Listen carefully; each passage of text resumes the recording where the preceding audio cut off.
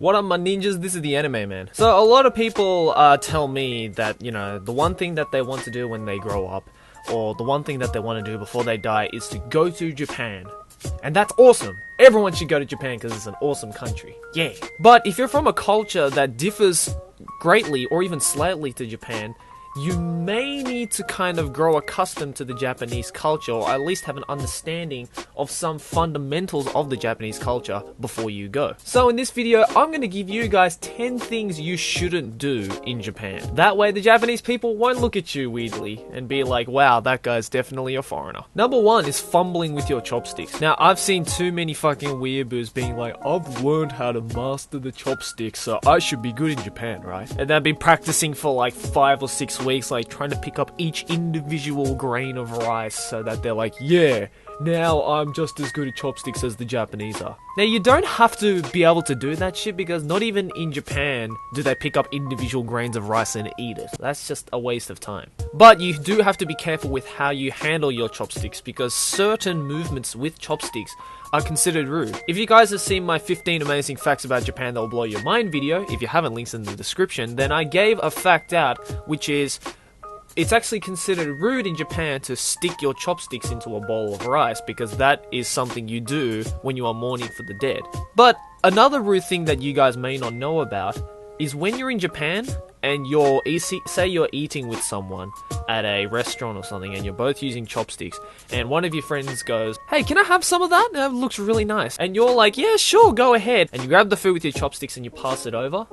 In Japan, never pass food from chopstick to chopstick. That is considered extremely rude. It's almost considered like an oven. So that's one thing you should definitely not do while in Japan. Number 2 is blowing your nose. There's always a time and place to blow your nose. If you've got a little bit of a sniffle, then, you know, go into the toilets, or wait until you get home to blow your nose, or, you know, just don't do it in the public space, because blowing your nose in a public space, especially when talking to someone face to face and then just whipping out your handkerchief and just excreting all the shit out of your nose, is considered very rude in Japan. I mean, I think it's considered rude anywhere, to be honest. Like, if I was talking to you and you pulled out, you know, your snot rag out of your pocket and just blew your nose, rolled it up, put it back in your pocket, and, you know, acting like nothing happened, I'd be like, dude, what the fuck? Now, number 3 is yawning. Sure, if you're tired, go ahead and yawn. But if we're talking in a business perspective, or when you're talking with somebody, yawning is considered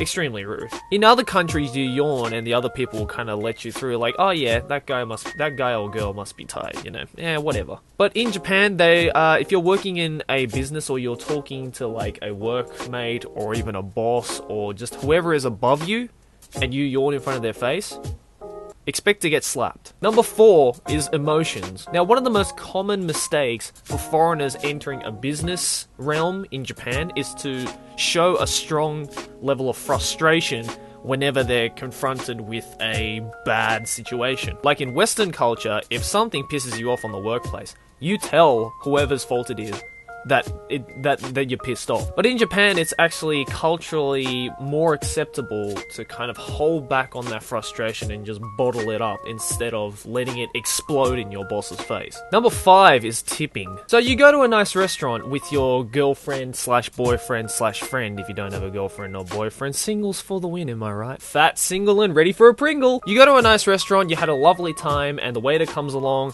grabs the bill, you give him some money, and you give him a little of, you know, extra tip money, you know, to be like, you were very nice today, or the food was very nice today, take my money, just take my money. In Japan, though, nobody tips anyone, ever. This is because in Japan, nobody believes they deserve monetary incentive for doing a good job. It's considered just a natural thing to do. So don't be surprised if a waiter or a taxi driver or whoever hands you back the tip money, because they're not going to accept that shit. Number 6 is the credit card. Now, you gotta understand, guys, that Japan is a largely cash-based society, so there are going to be a lot of places where they will not accept your credit card. So if you're one of those people that never carries cash around, then I suggest, before you go to Japan, to take as much cash out as possible and just keep it, like, just have it with you.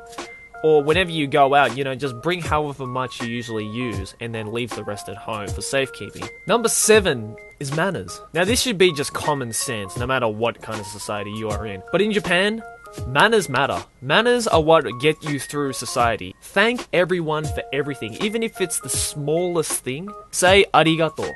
Say, itadakimasu before a meal. Say gochisou-sama after you finish the meal. Say sumimasen every time you ask for someone's help. Manners matter. Number 8 is bathing. Now, when you go to Japan, you are most likely going to go to these things called onsens, or public baths as they're called in English. Now, you guys need to understand that bathing, especially in the public bath, there are a lot of rules revolving around it. I mean, there are heaps of minor rules, but a lot of the major rules, foreigners unfortunately tend to break. Now, the number 1 rule that I would recommend you guys remembering when you go to an onsen in Japan is to shower, clean your body before you jump in the bathtub. Because you gotta remember that it's a public bath, right? Everybody uses that bathtub. So nobody wants to go into a bathtub where somebody who hasn't showered for 3 days jumps in and starts bathing in it. Right? It's disgusting. And guys, I've seen this with my own 2 eyes. Like, foreigners coming into the onsen, obviously for the first time, getting way too excited, going, holy shit, it's a public bath, and then just jumping straight in. And then they get these sour looks from all the Japanese sitting inside the bathtub, just going like, fucking foreigners. Number 9 is groping on the train. Yes, this shit happens almost every day. There are so many perverts in Japan, especially on the train, especially on packed trains that are like packed to the brim with people literally shoulder to shoulder. And yeah, these things happen. People just get carried away. They see a pretty young girl, and yeah, they're obviously forever virgins, so they just, result to groping strangers on the train. Then they get arrested. So don't do that shit. And number 10 is respect yourself. Say, for example, you're at a teacher-student interview.